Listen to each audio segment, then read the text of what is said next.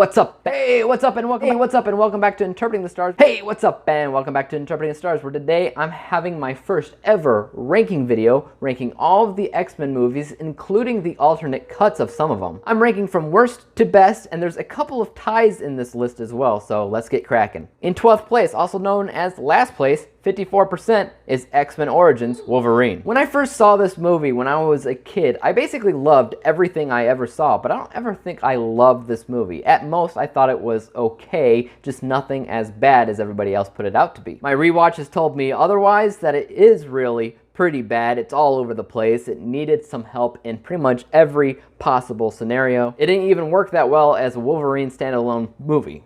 Just stay away from this one, guys. 11th place, 74%, Once Upon a Deadpool. I didn't have a video review for this one. I do have a written review on my website, daveexamensmovies.com. The idea of why this was so low on my entire list is because the editing issues. I wanted to change the rating from R to PG-13 by adding in a bunch of random scenes with Fred Savage. The problem with that is it disrupted the natural flow of the original film. It continually took me out of the experience when I watched this movie this way.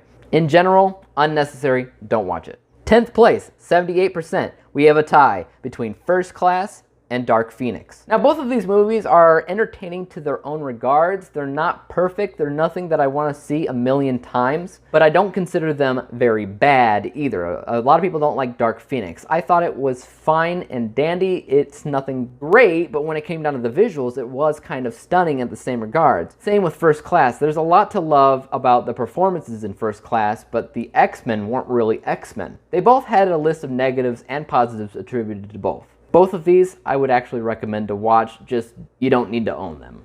In 9th place at 82nd% is X-Men Apocalypse.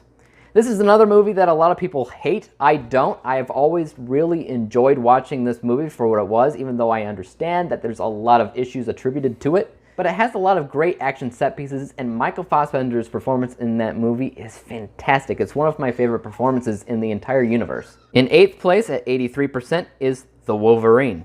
Ignoring X-Men Origin Wolverine, this is the Wolverine's real standalone movie, and it is actually pretty good. I specifically liked how vulnerable Logan was in that movie. Yes, he's vulnerable in Logan as well, but this was a different kind of vulnerability. He had no powers at all in this movie, and he was able to show what kind of a hero he still was without powers, and I really enjoyed that movie for what it was, and I also liked the cultural difference. By taking Logan out of the United States and putting into Japan, I love that element. In 7th place at 85% is X2. A lot of people really love the first two X-Men movies in the universe as a whole, and I understand where you're coming from. I love the action set pieces in X2 specifically. It's some of my favorite action scenes ever. But as a story, I never thought that the movie was ever perfect. There were things that I thought could have been done better, and there were a lot of things in the movie that I didn't consider super memorable. It was mostly good for Wolverine's backstory, and that's basically it for me. In 6th place at 87%, we have another tie with X-Men The Last Stand and Deadpool. So everybody has always hated X-Men The Last Stand, but I've always enjoyed it. I've always loved it. And from here on out, every movie that I list off is a movie that I've enjoyed, including Deadpool. If you gave me a choice to watch either Deadpool or The Last Stand, I probably would choose The Last Stand because I really, really enjoy that movie. It used to be my favorite X-Men movie of all time. Times have changed, obviously. That came out a few years ago. But I really love The Last Stand, and Deadpool is just okay for me. But it is also done very well at the same time. Recommended.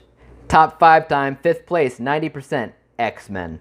There is so much to love about that first X-Men movie. I love X-Men 2000. It's a little bit aged, especially when it comes down to the visuals, especially when it comes down to how characters are portrayed. It's a little bit different than how you come to expect them nowadays. But out of all of the X-Men movies, if you could only watch one, I would pick this one. In 4th place at 91% is Logan. Nearly perfect film from a cinematic level, but from a continuity level, it doesn't always feel like it fits within the same universe, like it was a part of the same universe. Sometimes when I'm watching, I can't help but think about how confused I am on how this is somewhat supposed to be in the same universe. It doesn't always make sense to me, and I can't help but thinking that every single time I watch it. It's a technical problem. If you just watched it on its own, it would be basically perfect. It's just because it's part of a cinematic universe. 10 movies in, it's hard to ignore. In third place at 93% is Deadpool 2. Yes, I have Deadpool 2 higher than Logan. Why? Because of technical areas. Again, Logan didn't quite feel like it fit in with the same X-Men universe. Deadpool 2 fit perfectly as a sequel to Deadpool 1. It improved on basically every front. It's comedic gold. I love it. It's one of my favorite X-Men movies of all time, obviously. If I had both Deadpool movies, I would burn the first one and just watch Deadpool 2 for the rest of my life. In second place at 96% is X-Men Days of Future Past, Rogue Cut. This alternate version of X-Men Days of Future Past was almost as perfect as the theatrical version. The only difference was there was a little bit, an eensy-weensy bit more Rogue. And I expected more of her, yet I didn't get more of her. I mean, there was more of her, but just it wasn't what I expected. And just like Once Upon a Deadpool, it did disrupt the natural flow of the original movie, but just not by much. It was still a very, very good movie. I didn't review this on YouTube. It's another review that you could find on my website, davidxemensmovies.com. I think, not entirely sure on that one, but I did score it 96%. In first place, of course, at 98% is X-Men Days of Future Past. The original version of Days of Future Past is still my favorite X-Men movie of all time. It's a near perfect film from my perspective. There's only a couple things in the movie that could have done a little bit better, and because they didn't, it didn't score a perfect score, and that's really it. It's a very much a technical issue. But there you have it. There's my ranking of the X-Men movies. If you like this ranking video, make sure that you hit the thumbs up and tell me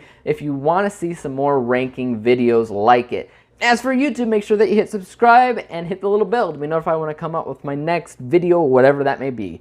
Peace out.